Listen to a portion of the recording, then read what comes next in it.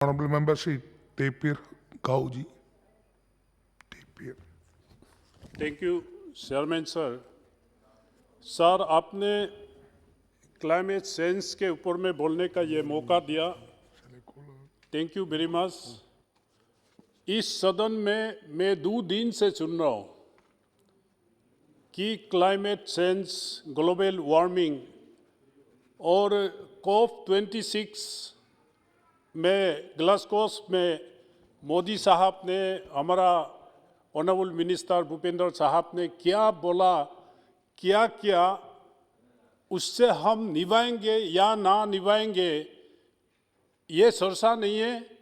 हम सरकार और सरकार के विरुद्ध में इस स्टेटमेंट में चर्चा ले जाना मैं उचित नहीं समझा इस चीज़ को। ऑनरेबल चेयरमैन सर, हम इंसान मनुष्य इतना गिरदी हो गया कि हम अपना आप को बर्बाद कर रहा है कि आने वाला पीढ़ी के लिए हम क्या सर के इस दुनिया में जाएंगे, इसमें हम लोग चर्चा नहीं कर रहे। हम सबको पता है कि ग्लोबल वार्मिंग, क्लाइमेट चेंज का वजह से हम समुद्र का पानी बढ़ना और इफेक्ट ऑन एग्रीकल्चर और हमारा आपका लो लाइंग एरिया को हर साल इरोजन होना, हेवी फ्लड होना, बायोडाइवर्सिटीज का इम्पैक्ट होना एंड एग्रीकल्चर प्रोडक्ट में इम्पैक्ट होना, जिसके कारण हम ह्यूमन बीइंग पर असर पड़ना, ये सब हमको पता है। सारा दुनिया मिलके इस ग्लोबल वार्मिंग का समाधान ढूंढना है। मैं नरेंद्र मोदी जी को और भूपेंद्र जी को हिंदुस्तान को आगे ले जाने का जो आपने इच्छा दिखाया, आपने 5 अमृत वहाँ 5 पॉइंट्स जो कमिटमेंट दे के आया, इसका ऊपर ये सदन को चर्चा करना चाहिए। 2030 में हमारा कमिटमेंट क्या है, हर प्रदेश हम कैसे निभाएंगे और 2007 में हम नेट जीरो कहाँ पहुँचाएंगे, इसके लिए हमको चर्चा करना चाहिए था। फिर भी ऑनरेबल चेयरमैन सर, 1980 में when I was a young student leader, Delhi में आए थे, I have read an R K. Laxman's cartoon. 30 kilometre away from Delhi, he took his children 30 kilometre away from Delhi, बेटा बेटी को लेके गए। The children asked his father, "Father, what a sweet smell." The father have to reply, "My dear son, this is not a sweet smell, this is the fresh air." 1980 में ये cartoon था। आज दिल्ली से आप 300 किलोमीटर में भी वही pollution है और आज दिल्ली में जिस बच्चों को पैदा हुआ है वो पूर्वोत्तर राज्यों में आ जाता है, रात में आकाश में जो लाइटनिंग देखता है तो बेटा बेटी पूछता है, माँ पिताजी ये आकाश में लाइटनिंग क्या है? The brain have to tell, this is not lightning, this is the stars in the sky. कोई क्लीन स्काई आज देखने को मौका नहीं मिल रहा है।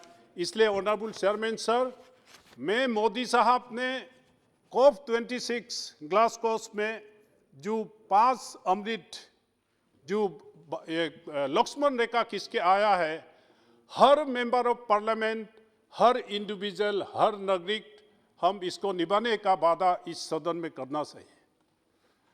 हम इतना गिरदी है आज कि मैं ही जीने के लिए यही मैं देख रहा हूँ कि मैं कैसे कंफर्टेबल लाइफ में जीऊँ। Chairman sir, I urge through you to all the honorable members and the countrymen, let us not look upon the developed countries. Let us take a decision and take a pledge today what we can contribute to the society as an individuals. आज ये एक समाज है, आज एक member of parliament, chairman sir, आज एक member of parliament एक गाड़ी खरीदता है तो दूसरा मेंबर ऑफ पार्लियामेंट सोचता है मैं 2 गाड़ी खरीदूं। एक हमारा दोस्त एक अच्छा मकान बनाता है तो मैं ये दिल में सोचता है कि मैं उससे भी अच्छा मकान बनाऊं। This is the reason and this is the cost why we are causing the climate change on this planet. तो हर इंडिविजुअल को, हर इंसान को सोचना पड़ेगा कि आने वाला पीढ़ी को, मेरा देहांत होने का बाद भी इस दुनिया को मैं अपना यंगर जनरेशन्स को, नेक्स्ट जनरेशन्स को मैं क्या छोड़ के जाऊं, यही वादा हमको करना पड़ेगा। इस वादा को मैं इस स्टेज में ही ले जाना चाहूँगा कि हमको स्टोन एज में ही जाना पड़ेगा, स्टोन एज में ही जाना पड़ेगा। इसलिए आज मैं थ्रो ऑनरेबल चेयरमैन सर, मैं ऑनरेबल मिनिस्टर को एक चीज़ बताना चाहूँगा। Where there are tribals, there is a forest. Where there is a forest, there are tribals. Tribal का कल्चर से हमको इस साइंटिफिक एज में भी हमको सीखना पड़ेगा कि ट्राइबल सदियों से जंगलों में रहते आए हैं, एंड ट्राइबल जहाँ है वो जंगल है, जहाँ जंगल नहीं है वहाँ ट्राइबल नहीं है।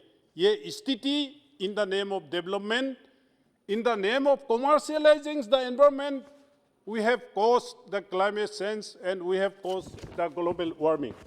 तो इसलिए मैं चेयरमैन साहब, इस 5 अमृत को हम हिंदुस्तान कैसे निभाए, develop countries, America, UK, Europe union, China से हम देख के, पूछ के, कहने के कोई जरूरी नहीं है।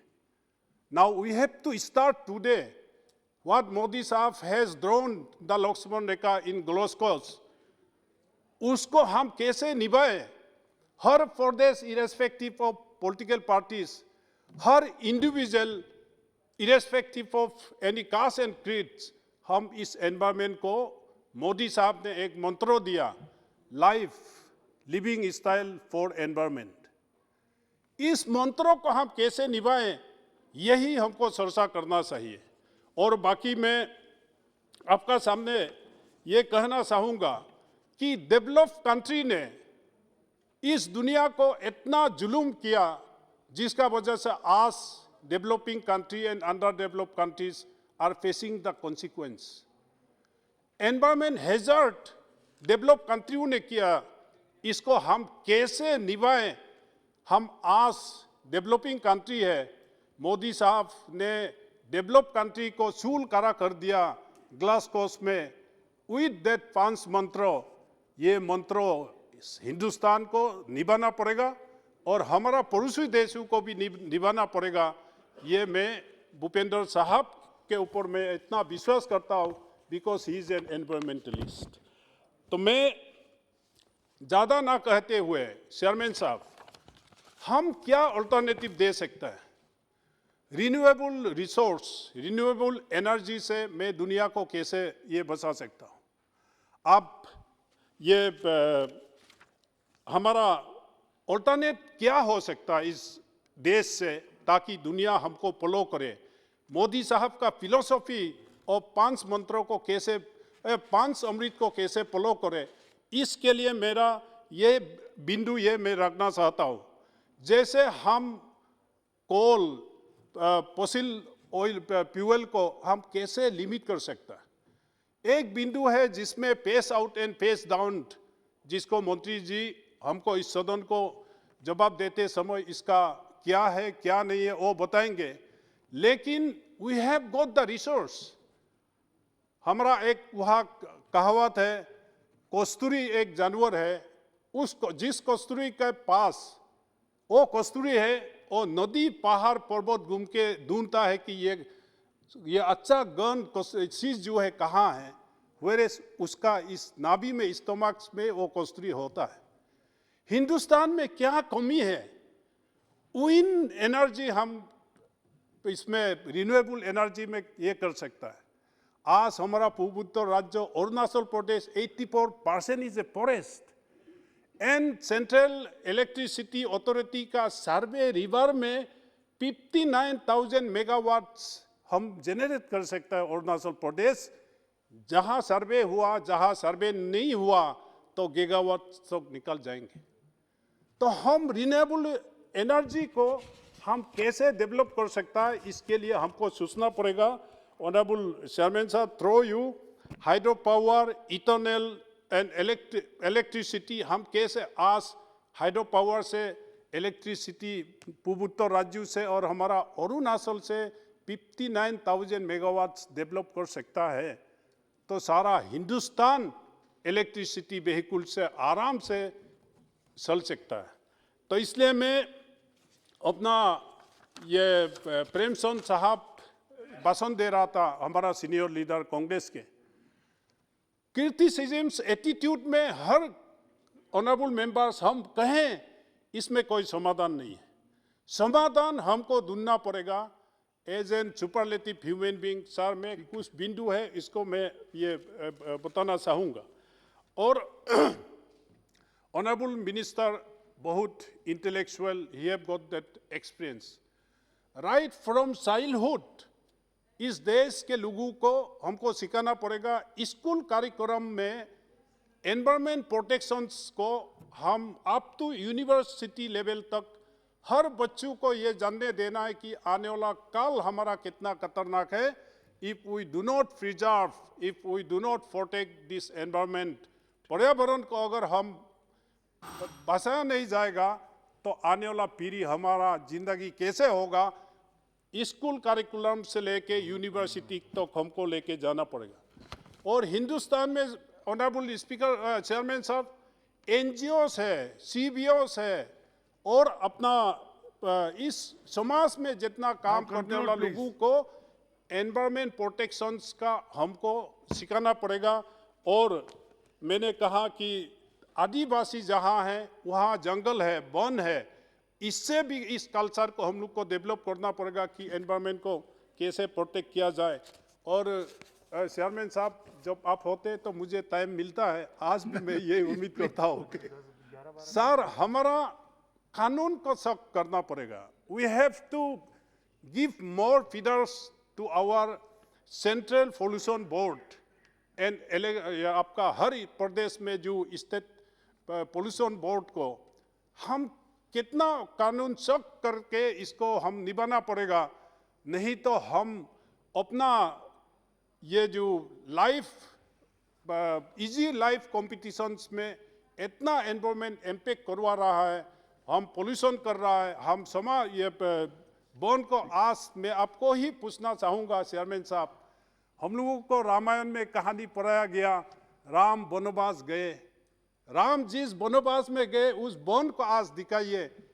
ये राम ने डिस्ट्रॉय करके नहीं गए, हम इंसान, हमने आज उस वनवास को पत्थर रख मिट्टी बना के रख दिया। फिर भी आज उस राम का वनवास जहाँ गए थे उस वन को भी आज हम रीजेनरेट कर सकता है। ये शक्ति मोदी जी में है। तो इसलिए मैं अंत में ये नहीं कहूँगा, ये कहूँगा sir, it is not too late to start a good beginning. अभी भी हमारा पास समय है, इस समय को हम लेते हुए इस संसार को कैसे बचा जाए, यही मेरा चिंता है। Thank you sir.